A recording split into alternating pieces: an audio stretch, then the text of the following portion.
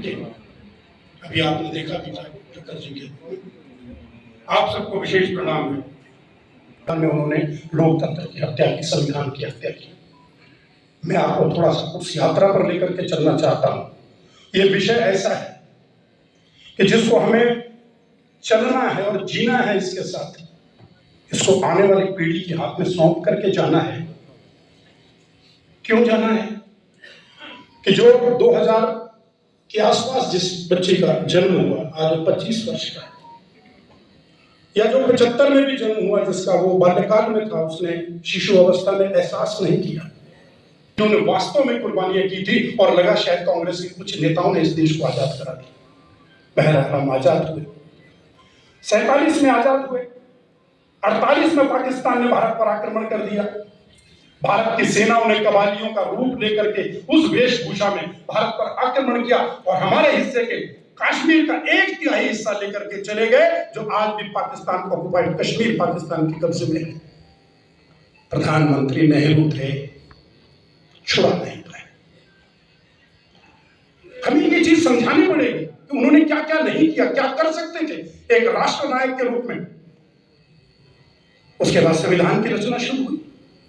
बाबा साहेब को उस संविधान सभा का अध्यक्ष बनाया और बाकी सदस्य थे। बाबा साहब पर दबाव डाला गया कि कश्मीर में धारा 370 लागू करने के लिए अलग से एक ड्राफ्ट तैयार किया। बाबा साहब ने इनकार किया कि भारत एक है, एक संविधान रहेगा। लेकिन नेहरू जी ने गोपाल स्वामी अयंगार और तत्कालीन गवर्नर थे अयंगार और प्रधानमंत्री जम्मू कश्मीर के शेख अब्दुल्ला, उनसे कह करके धारा 370 के आर्टिकल का मसौदा तैयार करवाया और फोर्स किया बाबा साहेब को कि संविधान में यह धारा जोड़ी जानी चाहिए। हम शुक्रगुजार हैं बाबा साहेब के कि उन्होंने एक शब्द ऐसा लिख दिया उसको जोड़ते समय, जिसके कारण आज के यशस्वी प्रधानमंत्री नरेंद्र मोदी और यह भारत सफल हो पाया धारा 370 तोड़ने में। और वो शब्द था टेम्परेरी शब्द। बाबा साहब ने एक शब्द जोड़ दिया कि धारा 370 का यह मसौदा भारत के संविधान में अस्थायी रूप से, टेम्परेरी रूप से जोड़ा जाता है। इसका अर्थ यही था कि कभी न कभी इसको तोड़ा जा सकता है, इसको समाप्त किया जा सकता है। लेकिन 1950 में संविधान लागू होने के बाद कोई ऐसा व्यक्ति नहीं इस देश में उठ पाया जो इस धारा को समाप्त कर पाया। 2019 में आपके आशीर्वाद से भारतीय जनता पार्टी की पूर्ण बहुमत की सरकार ने नरेंद्र मोदी जी के नेतृत्व में इस काम को करके दिखा दिया। हमने संविधान की रक्षा कर दी। नेहरू ने प्रधानमंत्री बनते ही वो लागू कर दिया कि जम्मू कश्मीर का अलग प्रधानमंत्री होगा, जम्मू कश्मीर का झंडा अलग होगा। हमारा तिरंगा झंडा नहीं, उनका अलग झंडा होगा और उनका संविधान भी अलग होगा। और 1956 में जम्मू कश्मीर का अलग से संविधान लागू हो गया, तब से लागू और आज भी लागू। 370 हटाकर में हमने उसमें संशोधन कर दिया, ऑटोमेटिकली हो गया। हम कश्मीर जा नहीं सकते थे, भारत का अन्य पर राज्य का नागरिक बिना परमिट के कश्मीर नहीं जा सकता था। अन्य राज्य के व्यक्ति वहां पर व्यापार नहीं कर सकता, जमीन नहीं खरीद सकता था। वहां का नागरिक किसी बाहरी राज्य में शादी कर ले, नागरिकता उसको मिल जाएगी बाहरी राज्य में, लेकिन किसी अन्य राज्य का वहां शादी ना कर सके, कर भी ले तो नागरिकता नहीं मिल सकती थी। इस प्रकार का कानून ये कांग्रेस ने खिलवाड़ कर दिया संविधान की आत्मा के साथ। जो हम कहते थे कि हम अखंड भारत, जो कभी श्रीलंका, बर्मा, भूटान, नेपाल, अफगानिस्तान, आज का बलूचिस्तान, ये जो सब कुछ था ये तो भारत ही तो था। टूटते टूटते टुकड़े होकर के पाकिस्तान भी चला गया आजादी के बाद, और ये बांग्लादेश भी चला गया, और भारत का स्वरूप ये रह गया जो हम आज देखते हैं। आज भी मात्र भारतीय जनता पार्टी ऐसी पार्टी है जो अखंड भारत का स्वप्न आज भी देखती है। इन भगवान की कृपा होगी तो एक दिन अखंड भारत का भी निर्माण हो सकता है। उसके लिए इस आज की पीढ़ी को, आने वाली पीढ़ी तक ये सारा इतिहास देकर के जाना पड़ेगा कि कैसे लोकतंत्र की हत्या नेहरू से शुरू हुई और मनमोहन सिंह जी तक चली। मैं आपको वहां तक लेकर के जाना चाहूंगा। 1953 में संयुक्त पंजाब में संयुक्त दलों के समर्थन से सरदार ज्ञान सिंह जी रोड़ेवाल की सरकार बनी थी। नेहरू को पसंद नहीं आया कि गैर कांग्रेसी सरकार बन गई। धारा 356 आर्टिकल 356 का दुरुपयोग करके उस सरकार को बर्खास्त कर दिया। 1957 में केरल में कम्युनिस्टों की सरकार बनी, नंबूदिरीपाल मुख्यमंत्री बने, अमेरिका के दबाव में आकर नेहरू ने उस सरकार को बर्खास्त कर दिया।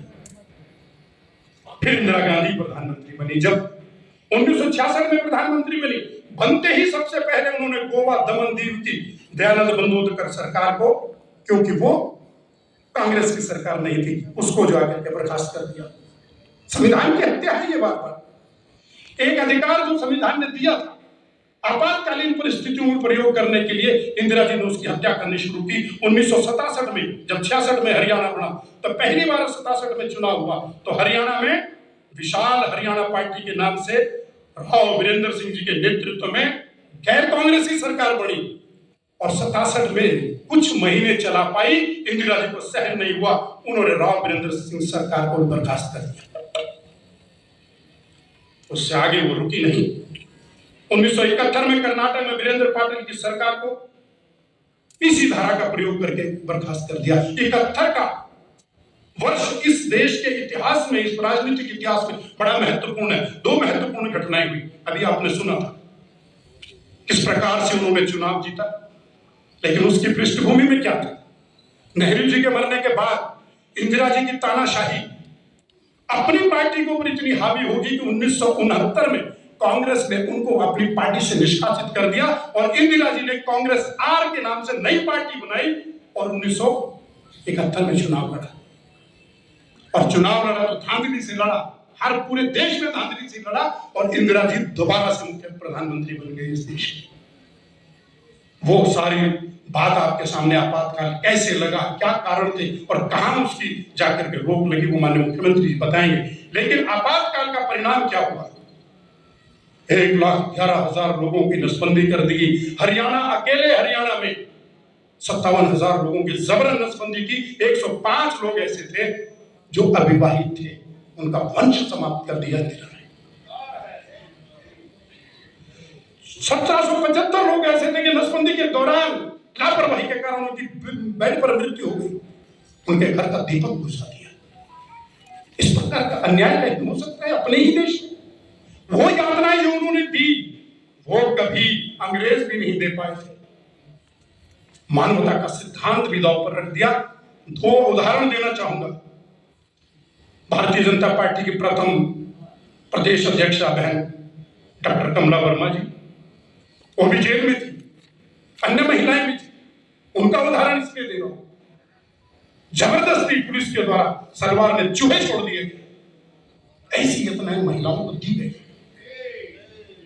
आज के हमारे रक्षा मंत्री राजनाथ सिंह जी उस समय 23 वर्ष के थे, कॉलेज में प्रोफेसर थे, राष्ट्रीय स्वयंसेवक संघ के सदस्य थे। उठा लिया, जेल में डाल दिया। एक हफ्ते बाद पता लगा माता जी को ब्रेन हेमरेज हुआ, अस्पताल में एडमिट है, उनको देखने नहीं जाने दिया गया। जीवंत उदाहरण है। और 10 दिन के बाद उनकी मृत्यु हो गई।